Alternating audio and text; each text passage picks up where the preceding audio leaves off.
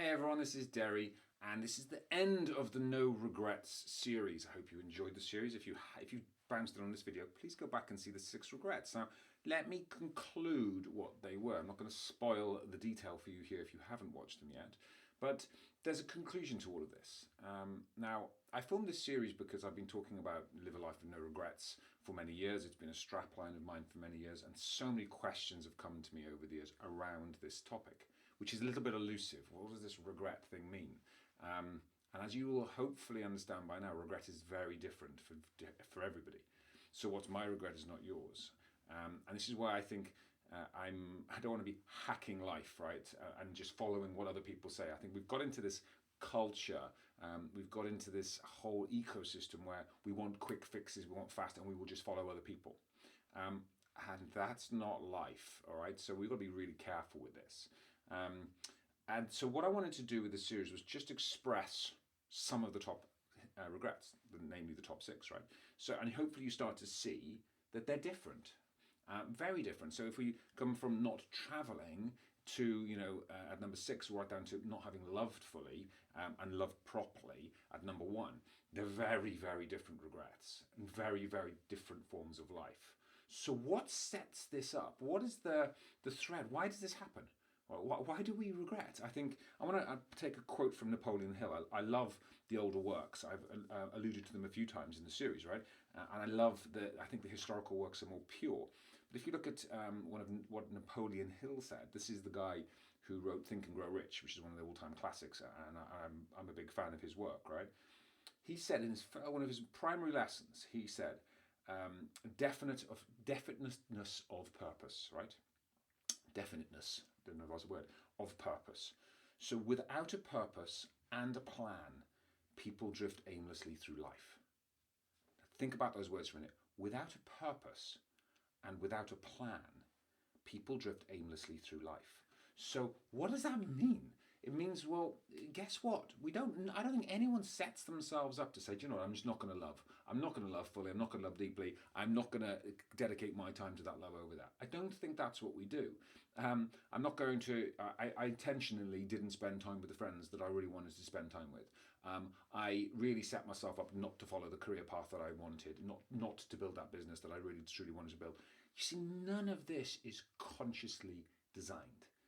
So when you listen to these regrets sound quite obvious, all right, and it's quite simple, and some of them would have really kicked you in the nuts, I'm sure, because they did me. It's like some of them you'd be fine with, and then others are like, oh, that hurts. That's where I've got to go and do the deep work. But notice none of it was consciously set up. None of you set out to go, I'm going to regret this. Maybe some of you do, right? But that's not the point. So what is the commonality around all the regrets? And more importantly, what do we do about them? Well, there's 2 big things for me, and this is where we're going to transition into the next series.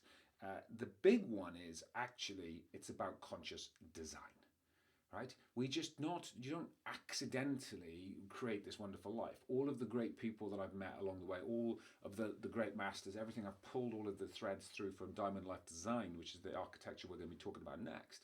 All of that was done consciously, right? So you've got to go, okay, well, if life and living a great life, an epic life in all areas, isn't an accident, then it must be designed. And that's what we're going to be talking about next, which is, I know you didn't set yourself up for regret. I know you didn't consciously choose it. I hopefully recognize that now you're starting to recognize that consciously there's some issues, and consciously there's some work to be done, and consciously there's some gaps we can fix to really start to broaden the life that you want, right? But again, it's not going to be an accident. And some of you will feel like you don't have the tools to do that. Or you know it's possible, you just don't know how. And this is where Diamond Life Design comes in. And this is where I'm talking about architecting life, designing life. Because for me, it was never an accident. It was designed. And that's what we'll be talking about next. Now, there's also some other things, which we're going to come later in another series, which is we've got to be able to design it, but there will still be some blocks.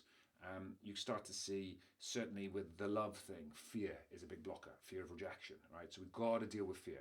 Now, in the meantime, go and see my TEDx on that. I start to touch around the fear thing around that one. There's also procrastination, right? That's a big one blocking a lot of people. The design thing blocks people. They're taking action and knowing what to execute and when. is a big blocker too. So we're going to be talking in another series about the blockers that are setting you up for failure, or the things that are stopping you stepping into the next piece. Before we do that, I think we've got to address this design piece, because I believe great lives are architected. I believe great lives are designed. And I don't believe you intentionally set yourself up for regret in certain areas of life. But most of you watching this will have designed your life already in certain areas epically, mostly in business and career, right? And I get that one. And yet we spend the amount of time planning a holiday each year, and we don't actually spend that same amount of time actually planning our lives. And that's what we're going to be dealing with next in the next series. So thank you for joining me on this series. Keep the questions coming. We had some amazing questions, and I am going to do one more video on just answering primary questions. There's a Q&A that's come out of this. So just keep them coming. I'm just going to wait for some more questions to come in, because there's definitely sort of top 4 or 5 theme, and I will address all of those questions in the next video. But keep the questions coming. Love the engagement, and please spread the word. Hopefully you understand this is a powerful and a deep subject that we all need to be talking more about. And I honour you for joining me on this journey, and come and join me on the next piece as we go deeper into diamond life design.